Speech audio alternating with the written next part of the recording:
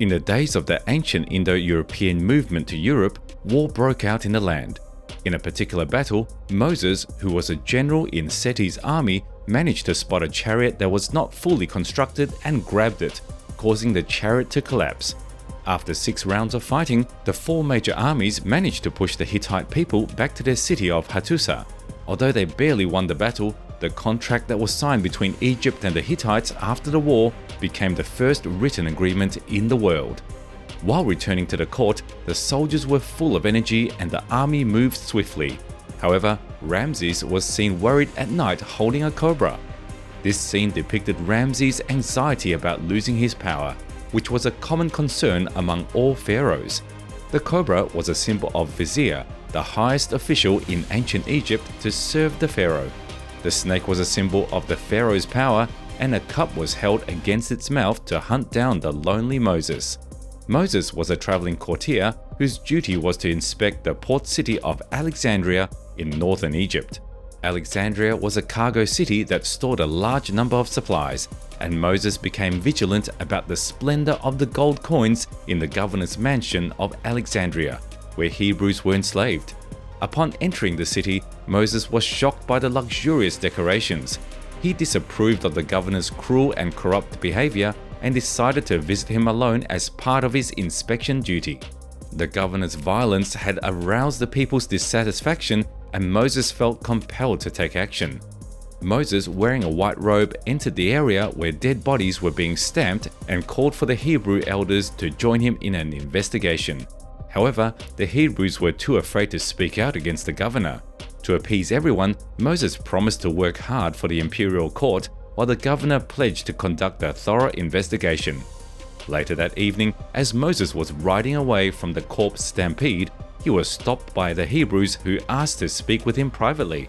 They told him about the topic they had wished to discuss after they arrived at a high house on Hebrew Island. The news was shocking. Moses was born as a slave and belonged to the Hebrew race. It was believed that Pharaoh used this method to control the Hebrew population by having dozens of Hebrew leaders born into the world. Moses' journey was quite eventful, as he was put in a bamboo basket due to his handsome appearance and was adopted by the Pharaoh's daughter. His looks played an important role in his life as it made him stand out. If he had not been good looking, he might not have been able to achieve the same level of success. Moses was hesitant and left after hearing this news from the elders, but he knew that the matter had been leaked by a Hebrew traitor. The Egyptian guards stationed outside attempted to stop Moses, forcing him to kill them out of self-defense. The Bible records that he witnessed them mistreating the Hebrews. An informant of the governor saw this happen and used this incident to turn Moses in. Upon returning to the palace, Moses did not concern himself with affairs of the royal palace. He learned that Pharaoh Seti I was seriously ill and had a blood-sucking horse on his arm. During the late period of Seti I's reign, he prepared to leave, and the lights of the Abu Simbel temple on the west bank of Lake Nasser were a significant part of this. Seti I was carefully mummified and became one of the most well-preserved pharaohs in history. Eventually, Ramses succeeded him. At the time, Ramses wore a loose garment made of abalone and linen, with its gold silk headband. His left hand was in a square-bottomed protective sleeve with a clenched fist, and a black handcuff symbolizing a shepherd's cane, indicating that the pharaoh is the shepherd of the people. His right hand is not mentioned. The governor reported that the military accused Moses of having impure blood and killing 2 guards. Ramses suspected that Moses was involved in the fictional royal family's death and quickly had him transferred from the royal prince's army. Moses was eventually sentenced to exile in the barren hills of Midian, causing great pain to the innocent people of Midian. For a short time, Moses had lost his direction and faith. After a while of being exiled, he decided to make the most of his life by engaging in various activities such as hunting hares, supplementing nutrition, cultivating flowers, and exploring the land. He eventually embarked on a journey to find the legendary homeland of the Hebrews, which led to his eventual leadership in freeing the Hebrews from Egypt. The passage also suggests that one should not be afraid of the twists and turns of life and should be willing to take risks, as exemplified by Moses' willingness to embrace exile and embark on his journey. It was in this time where he would meet his eventual wife, Zipporah. Moses and Zipporah encountered a rude shepherd while fetching water from a well. Moses scared off the shepherd with his impressive knife skills, and they were able to continue getting water. Zipporah's father, a local priest named Jethro, welcomed Moses into their family, and Moses became a shepherd.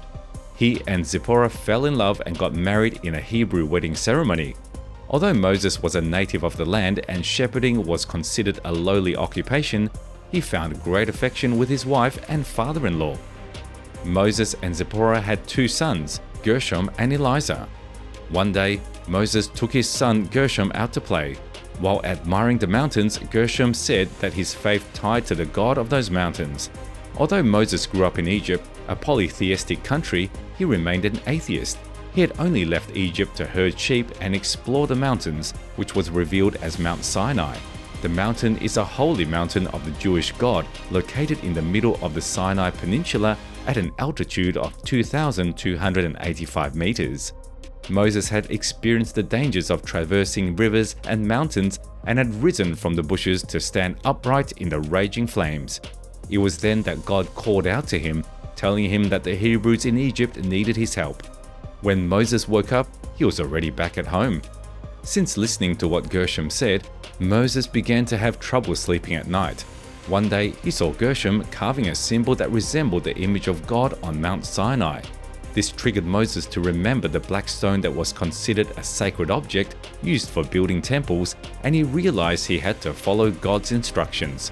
He took his sword with him and prepared to leave for Egypt with his wife and 2 sons to begin the process of repentance.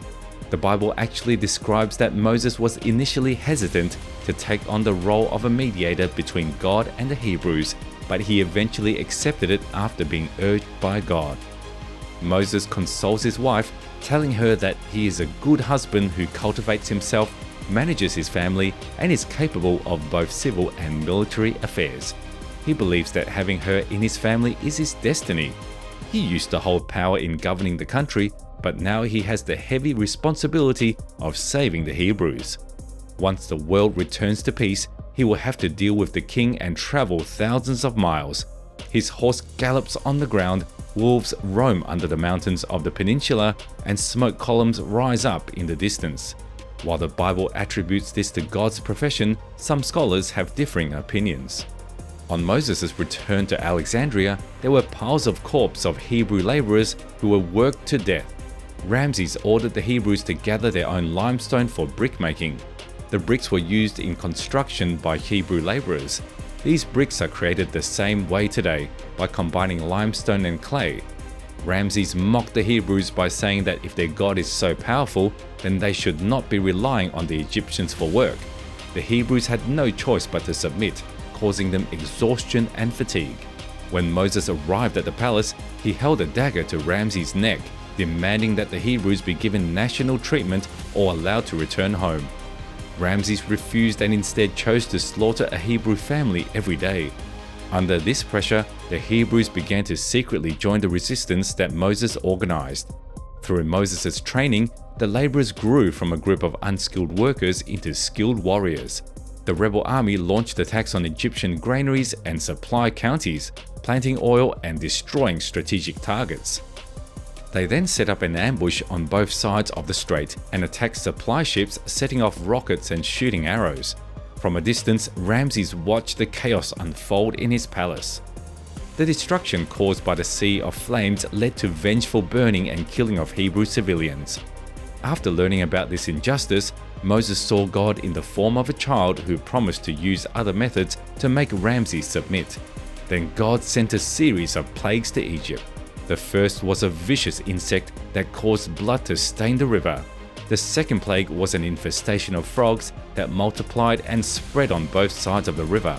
The natural disaster continued with a white horse vomiting blood and dying on the ground during the sixth plague. The seventh plague brought rain and hail. The eighth plague was locusts that infested every plant in the land. By this point, Ramses was still ignorant and chose to slaughter and torture more Hebrews. God sent the ninth plague. It shrouded Egypt in darkness, with no stars or moon visible. Despite this, Ramses remained stubborn and threatens to kill all Hebrew babies to wipe out the race. This angers God, and the 10th plague is the cruelest of all, the death of all the eldest sons in Egypt.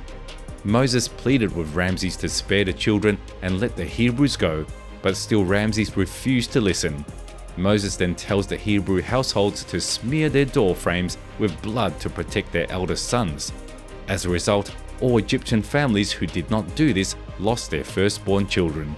Finally, Ramses, devastated by the loss of his own child, orders Moses to lead the Hebrews out of Egypt. Around 600,000 Hebrews stormed out of Egypt, free from the shackles of Egyptian rule.